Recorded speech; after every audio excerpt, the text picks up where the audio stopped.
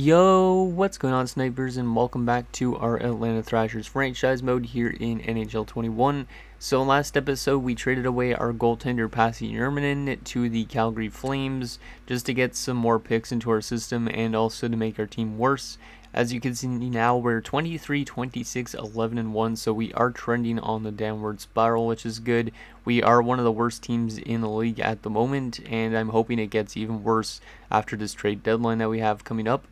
So we are probably going to be trading away a couple players in this episode just to make up some room for younger guys that we bring in at the draft, because there will be probably at least one NHL ready player, I think, if we could get into the top 5. So that would be nice. And yeah, basically I think we're going to trade away some of our top kind of guys that have like 1 year left or multiple years that are a little bit older.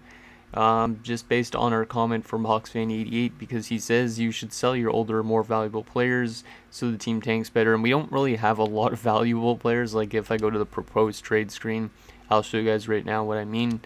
We do not have a whole lot of value aside from Kovalchuk, Heatley, Savard, and Tremblay could technically be dealt. I would rather keep him around because he's probably our best defensive option. But older guys like McEachern, for example, and Kozlov are both players we could definitely move out, because like McEachern's got 2 years left and he's 33. He's probably going to be retiring in the next few years, even if we kept him around. And then Kozlov, he could play probably for still another 6-7 years, but yeah, I just don't really want to hold on to him. He would want a really big extension as well in the offseason, which is not something I really want to give him. But yeah, so that's basically it. And as you can see, like everybody else, like Weaver, for example, Tapper, Cowan, Sutton, have like no value whatsoever. So we don't really have much we can trade away at this deadline, but we will trade as much as we can.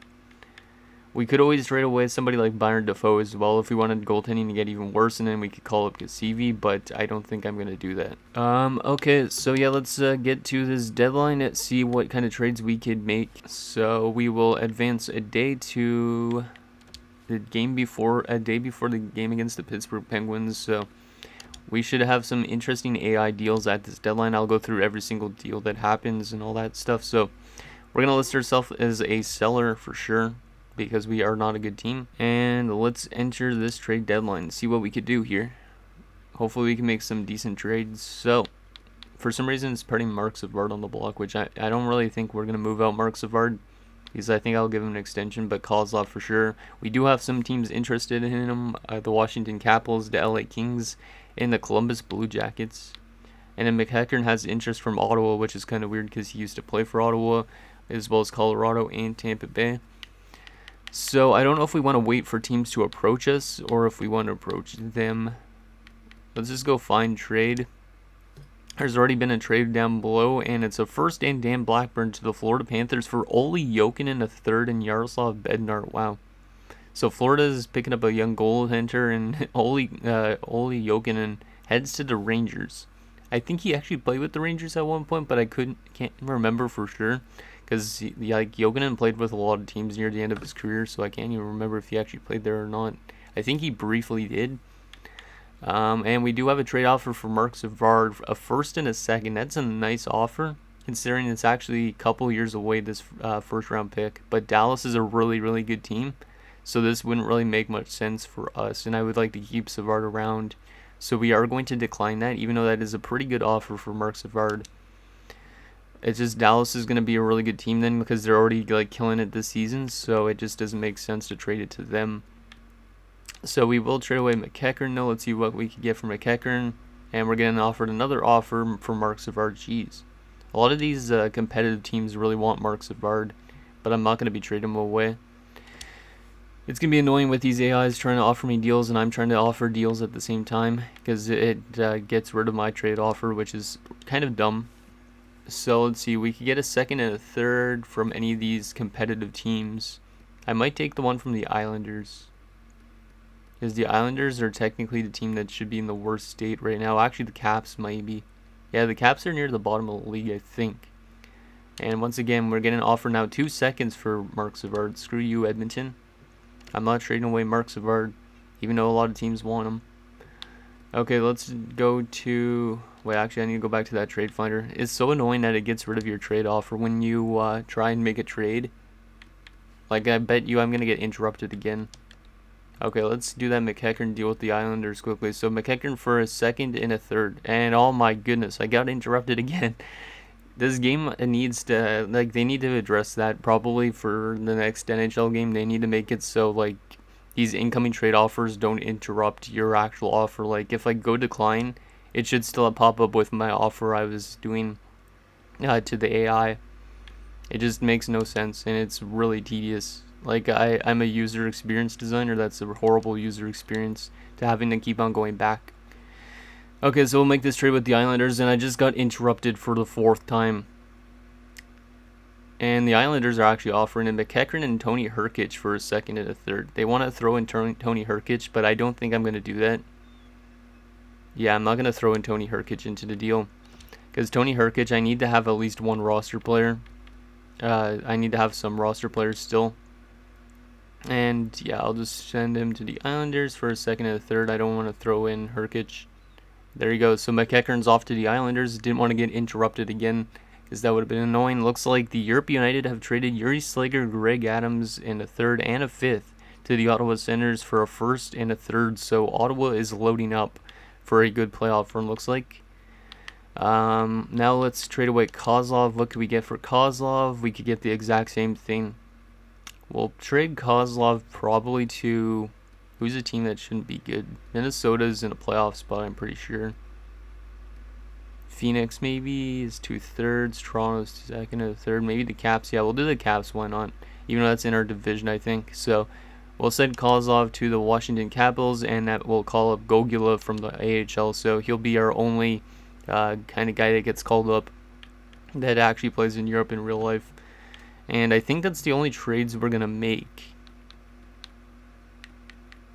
Yeah, I think those are the only trades we're going to make, because I would like to re-sign Savard, like I was saying, probably to a good contract. A lot of teams still really want Mark Savard, but I don't really want to ship out Mark Savard being only 25. So we'll keep Savard around still.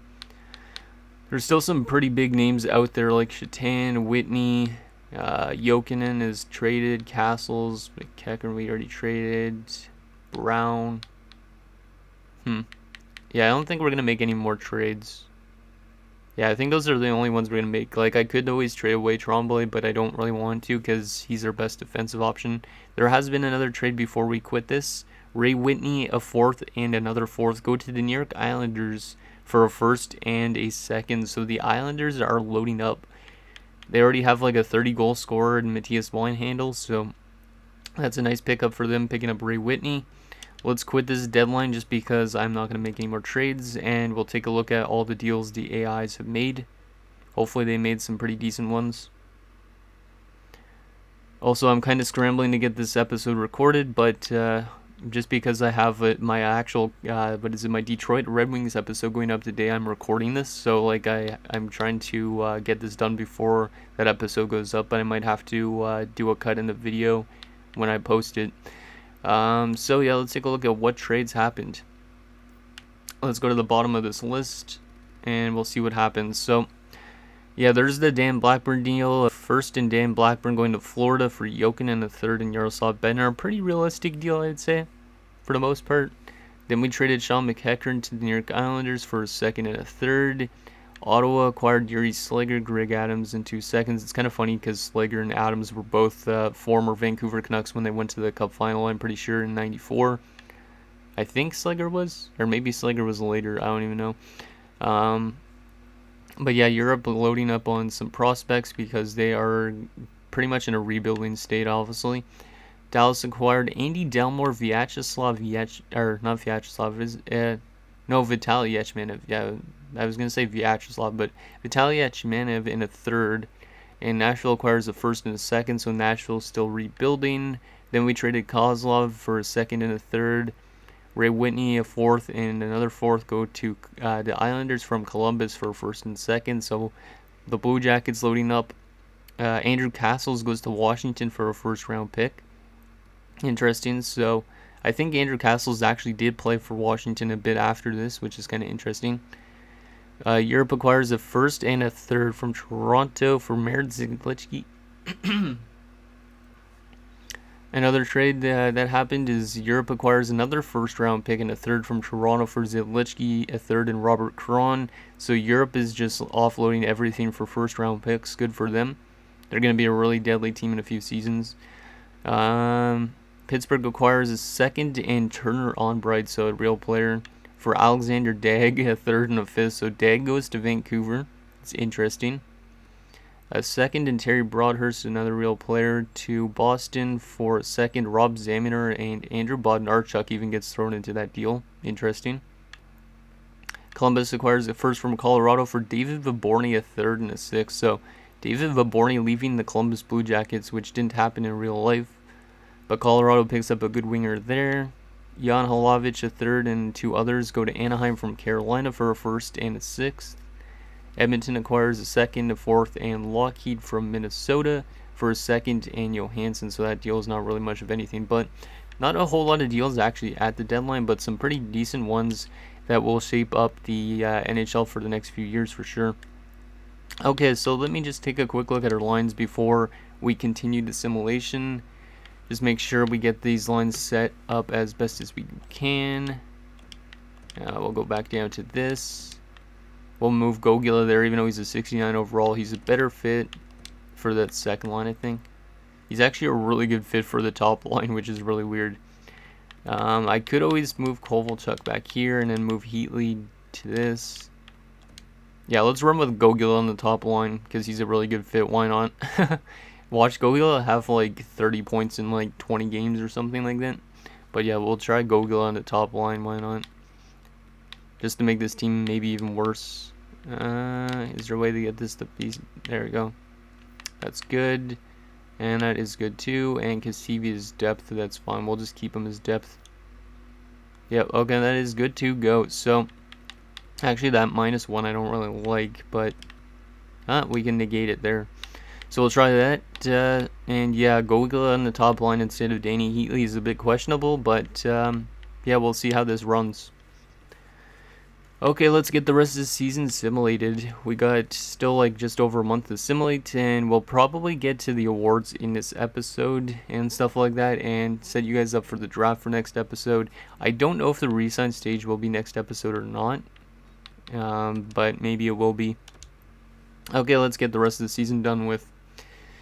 But yeah, I'm kind of interested to see how Gogula assimilates since he's only a 69 overall. And Chris Tamer's been injured with a concussion, so we actually do have to call up another guy from the AHL. I almost forgot about that. So we'll just call up this 65 overall guy. Man, our team is going to look like trash, but whatever. And yeah, we'll just throw this dude in right there. There you go. Actually a +1. Wow, okay. Interesting. And we'll just take, we don't have any depth, do we? Comiskey. Oh, it's Kyle Comiskey. I didn't even realize Kyle Comiskey was with us. Okay. But yeah, this team shouldn't win much games down the stretch. Chris Tamer's back, which is good. We'll just throw him right back in here. Boom. But yeah, this team is all of a sudden winning games, and it's kind of weird. Actually, whoa. Okay, slow down, game. Why are you giving me wins? We're 30, 12, and 2 all of a sudden. And since the trade deadline, we've literally won. Let's see, we didn't get a point there, actually. No, we did get a point, I think. But we won here, we tied here, we won here, we won here, we won here, we won here. How does this team have points in literally at like every single game in the last like 3 weeks? That makes no sense. We trade away 2 really good players, and it seems like Gogula must be doing really good, or maybe it's the chemistry, I don't know. But let's still get the rest of the season done with. If we somehow make the playoffs after this, I'm going to be kind of mad. I don't think so, though. No, we're still outside of a playoff spot. Good, I don't think we're going to make it. 3 games to go, let's get those done with. There's another win, another tie, and another win. What the heck is this? We finished the season still with a above 500 record, 33, 32, and 15, 83 points. We were 10 points back of that last playoff spot in our division. Yeah, we literally could have made the playoffs if we would have had a better start. Like, we were only 4 points back of the Lightning, technically.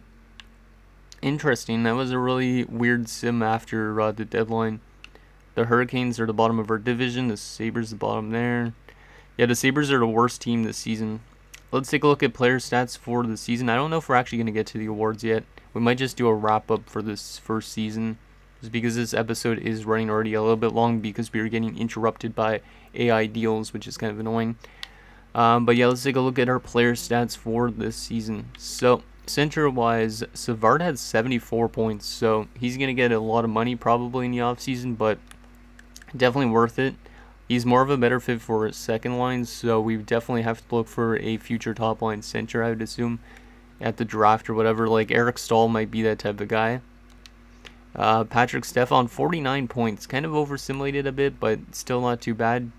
Kind of like that. He's not really a great fit for our team, so I don't know if we move on from him at some point. Dan Snyder, 39 points. That's really good. Way better than I was expecting. He's like a really good fit on that fourth line, so... Herkic had 33 points. I don't know how some of these guys are simulating this good. Like, it seems like the simulation is a bit off. 14 points in 37 games for Svartfedet. Left wing wise, Kovalchuk had 75 points. Heatley had 59 points. Barteshko 27. Cowan 15.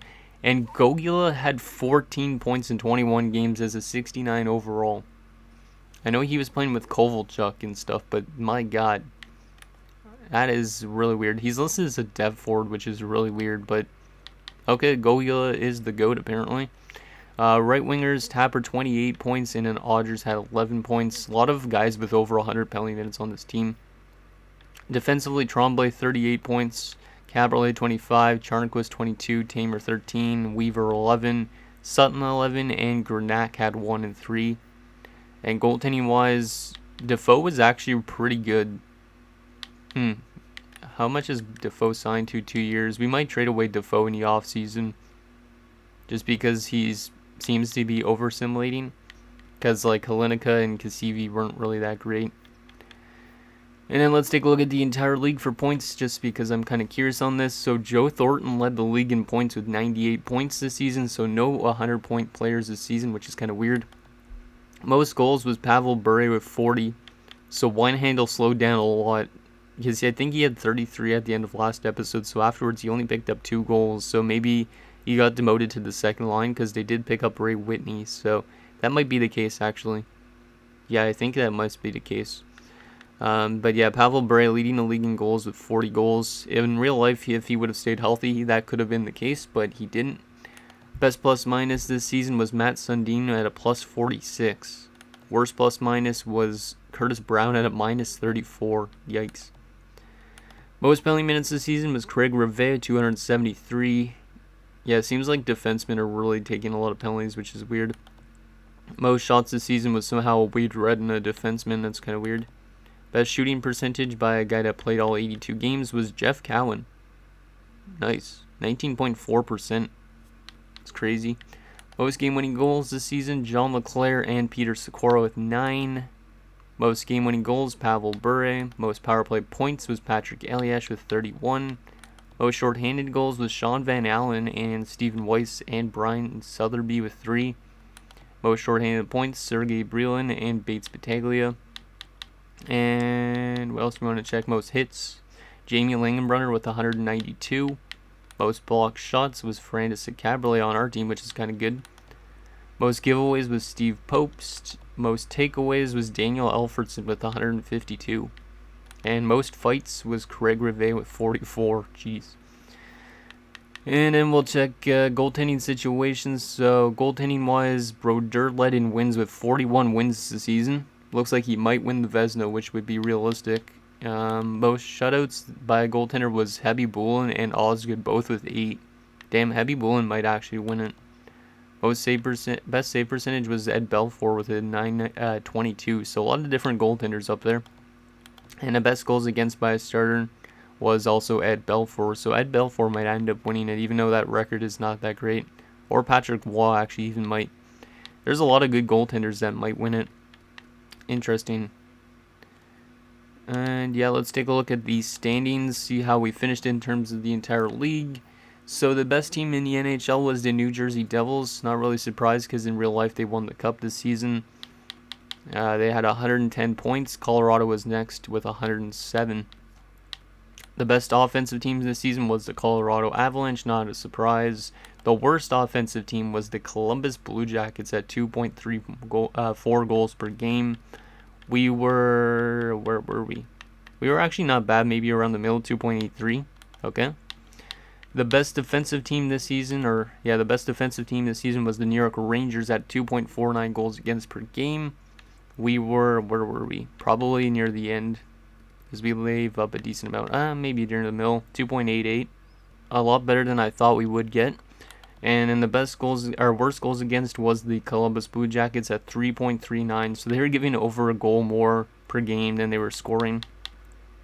No surprise that they're near the bottom of the standings. Best power play this season was the New Jersey Devils, 23.8%. We were the second best power play at 21.5, so that's kind of nice. And the worst power play in the league was the Nashville Predators at 10.1%. Yikes.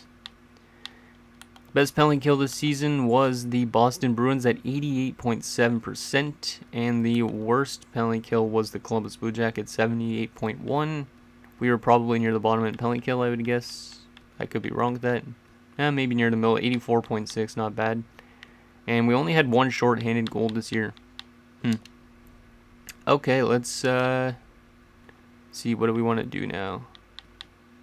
Let's take a look at the draft class again quickly.